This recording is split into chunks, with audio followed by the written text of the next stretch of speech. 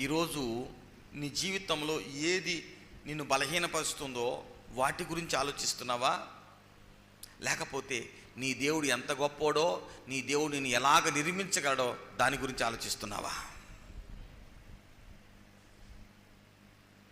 దేవుని నామానికి మహిమ కలుగునుగాక. హల్లెలూయా.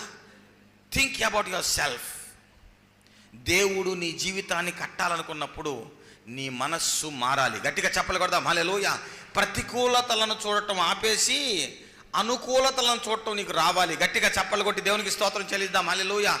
దేవుడు నిన్ను ఆశీర్వదించాలనుకున్నప్పుడు, దేవుడు నీ జీవితాన్ని కట్టాలనుకున్నప్పుడు నీ ఏజ్ అడ్డం రాదు.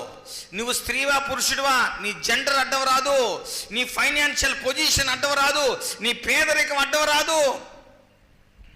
నీ బుద్ధి మాంద్యం అడ్డం రాదు.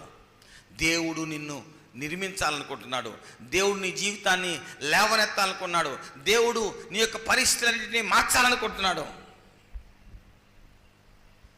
హల్లెలూయా.